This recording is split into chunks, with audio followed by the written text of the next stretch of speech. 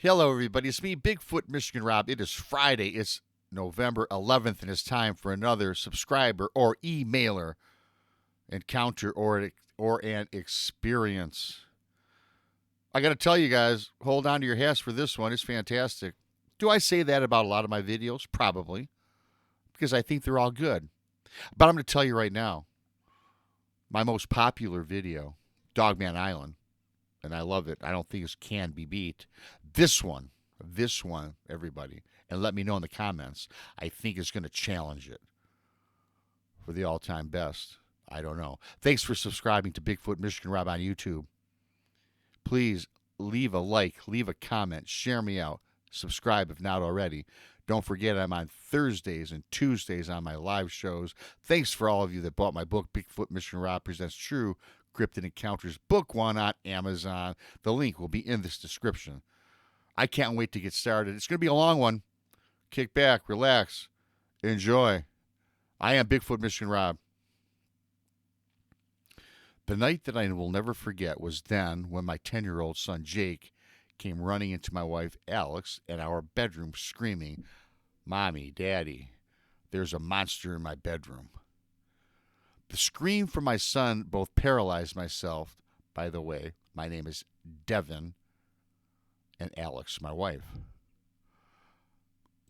I never heard Jake scream in such a manner. It pierced my ears.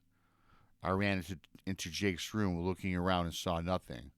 The window at ground level of our bi-level ranch was closed, and I saw nothing. I told Jake, "Son, you had a horrible dream." My son looked at me and said that I had looked in all the wrong places. I then looked under the bed, realizing perhaps that this should have been my first place to look, and I said, "I see nothing, Jake." Jake, still with a frightened face, looked at me and pointed to the closet, the closed closet door. I went to the closet and opened the door, and as expected, nothing was there. I had my son come up to the closet and look inside with me and assured him he had a nightmare and all would be okay. Like most kids, he nodded, "Okay, fine," but asked me if he could spend the rest of the night sleeping with me and my wife. Of course, I told him, "Yes, you can." Before shutting the closet door, something struck me as odd as I looked on the floor of the closet. The smattering of loose mud chunks laid on the ground floor of the closet. What made this stranger is that the mud was damp. I will make mention that the year was 2021 in mid-July in the state of Illinois, and we had not had a drop of rain for almost 10 days. With average temperatures in the mid-80s to almost 90 degrees, this did not sit well with me. I went over and inspected Jake's shoes, and every bottom sole was as clean as could be. I did not read too much into this, as it was late. Off to sleep I went with Jake and my wife, Alex. The entire night I tossed and turned with nightmares of my own. Strange creatures entered my head. Dripping fangs, bloody claws, huge, wolf-like, oversized, half man, half beast. It consumed my night.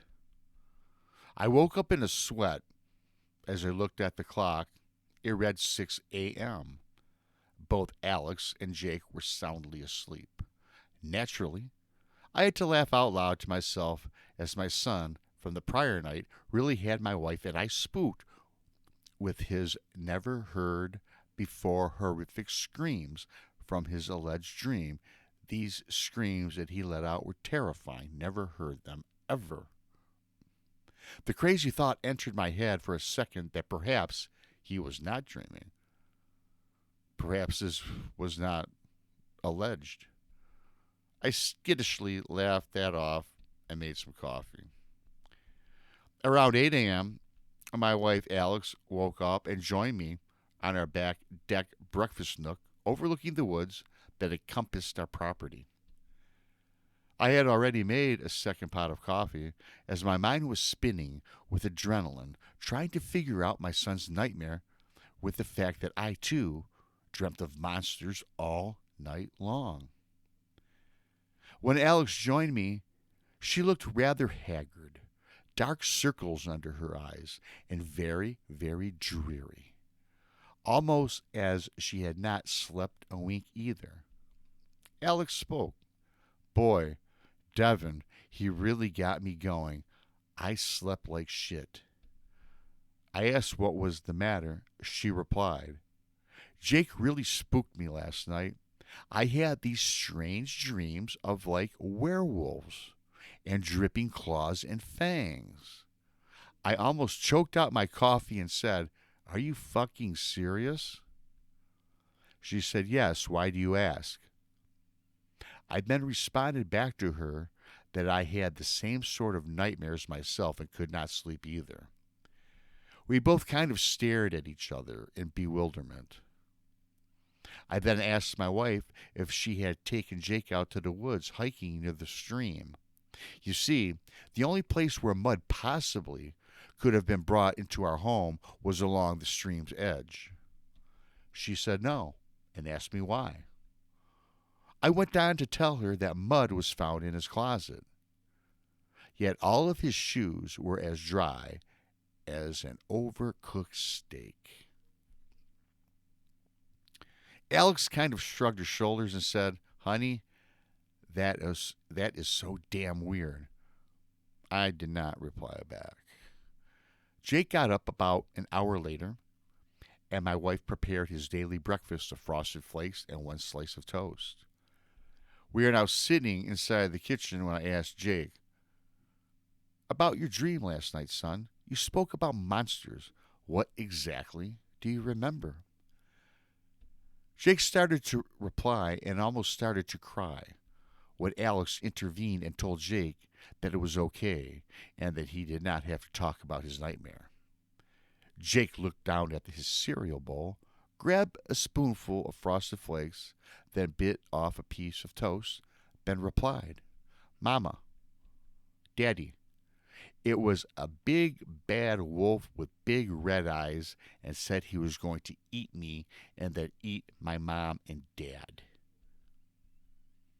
A pit rolled in my stomach. I looked over to Alex and knew she felt the same as I did. We both got up and hugged our son, the biggest hug ever, the biggest hug in the world, and assured him all would be okay. Jake smiled, nodded his head, and went off to watch some cartoons on TV. Alex and I both were horrified and looked at each other in shock. Alex asked me how all three of us could have the same type of dream. The same night? Impossible, right? I sat for a moment, then I reminded her of just the other night when we were telling spooky stories to our son and had told the story of Little Red Riding Hood and the Big Bad Wolf. Was this perhaps the source? Was this just a $1 in a million chance that we all dreamed this? Alex and I both agreed that this was no coincidence. How could it be? Did we all manifest this? Was it locked in our subconscious? And by some odd irregularity, it came to fruition? We both needed answers, with the question being, where on earth do we even start? Over the next several weeks, the nightmares continued on for my family. Werewolves, claws, fangs, and the images grew more intense. It got so bad that our son Jake grew extremely ill, and we had to take him to Children's Hospital as his health was deteriorating rapidly. I prefer, Rob, not to disclose the diagnosis, and actually the doctors were really at odds as to what our son was sick from. We eventually told the staff at the hospital that we all were suffering from terrible nightmares, and went on to explain what exactly those dreams were. Naturally, we felt odd and ridiculous, Even the doctors at Children's Hospital were miffed. And frankly, I do believe some of the medical staff thought us to be psychotic. I tell you guys, that's kind of sad when you hear things like that. That's why I'm glad. That's why I do these stories, guys. There were talks about how we raised our son. They challenged our parenting. It was yet another nightmare that Alex and I had to absorb. We both felt useless, and our own mental health and physical health started to take a big strain on us. We both stayed at the hospital around the clock with Jake. Alex was there more than I, as I had to go to work every day and was thinking about taking a family medical leave to be together. The thing that was particularly unusual was when we all were at the hospital together and drifted to sleep, the nightmares stopped. It was as if we only had nightmares at home. We had been several weeks, in fact. It had been several weeks, in fact, where Alex and I were together at the home. One of us was always at the hospital with our son. We finally thought it was time to call our parents about their grandson. My folks lived in California, and Alex's parents lived in Florida.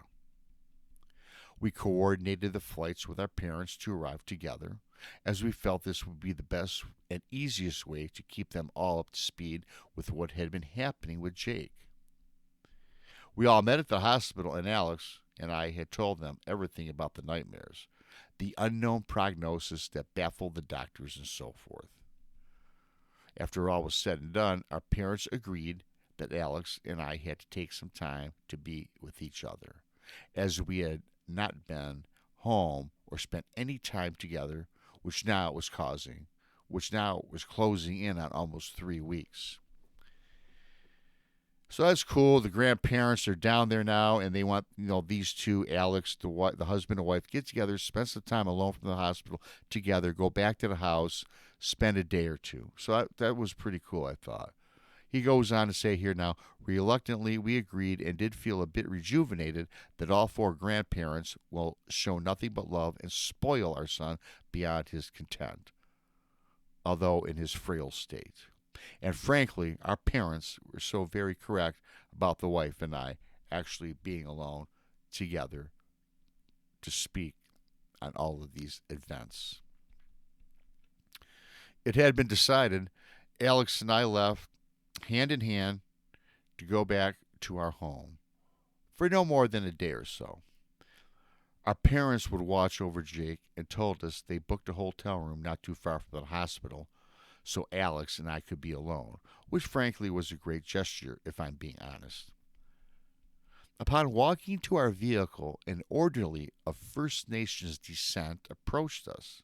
He said his name was Joe and apologized for not coming to us earlier and told us that he knew everything about our story.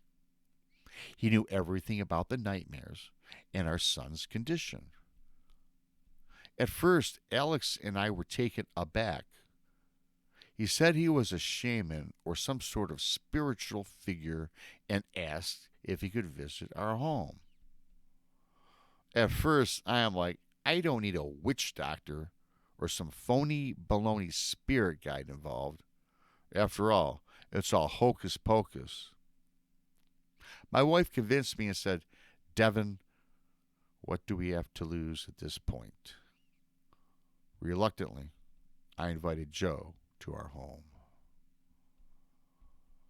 Upon arrival, Joe inspected and walked our entire property both inside and out.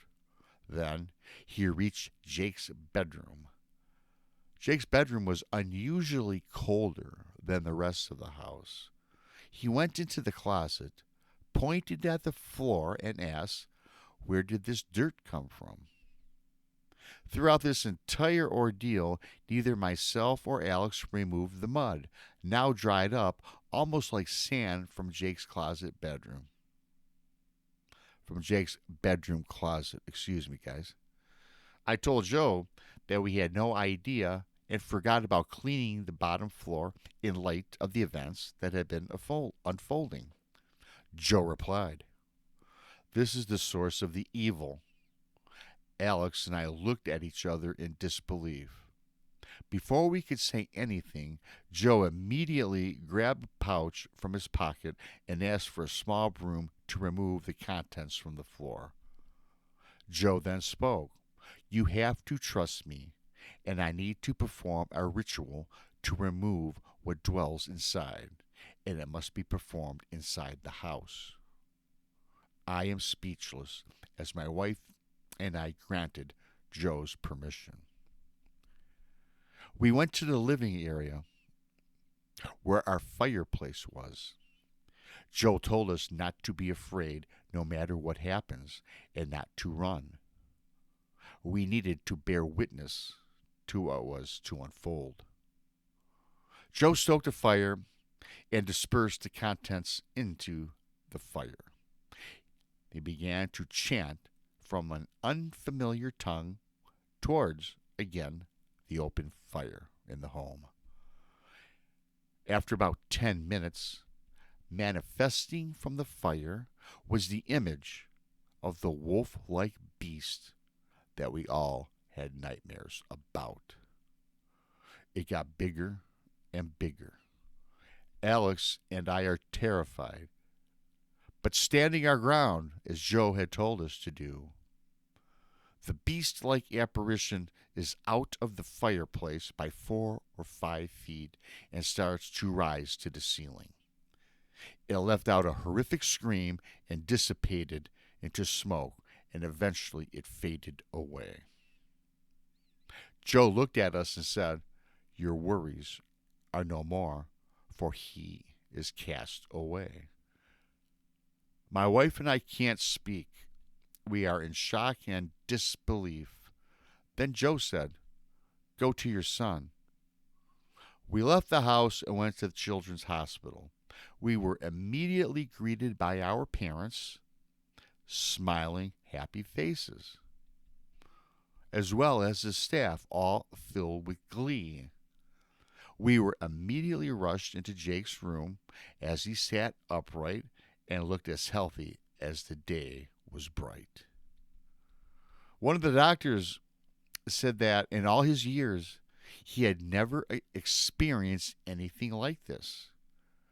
I turned in gratitude to thank Joe, but he was not there.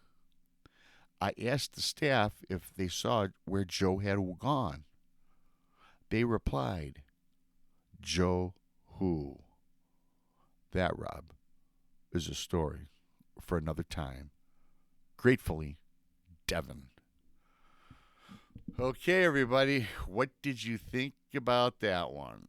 Some sort of werewolf, dogman, some entity. Is this home? Was it on evil grounds? Apparently, the dirt, I'm guessing that dirt came from the forest. They brought evil into the house. Maybe it was on the bottom of the shoes, or did this entity did have a physical presence inside the closet to drop the dirt, then materialize into this apparition or this being, this shapeshifter, if you will. And it left behind the soil, evil soil perhaps. What about Joe? Disappears into the night. Was he for real? Was he sent to them to help them? Nobody at the hospital knows about Joe. Joe was smart enough. He detected what was in the closet, which I think was the source, took the source, burnt the source. Then the apparition, this beast-like wolf, comes out of the fireplace, evaporates inside their home. I'd like to know more about this Joe, wouldn't you? I hope you enjoyed that story, that experience, that encounter emailed into me by Devin and his wife. I wish them the best of luck. I like an update on their child, see how he's doing today. With that being said, thank you for watching. Leave a thumbs up, like it, share me out. Subscribe to Bigfoot Michigan Rob on YouTube if not already. Again, Tuesdays, 9 in the East, Beyond BMR. Thursdays, 1 o'clock, brunch with Bigfoot Michigan Rob. Like, share, subscribe. buy the book. Leave a review. For those of you that bought it, I thank you. And until next time, Bigfoot Michigan Rob.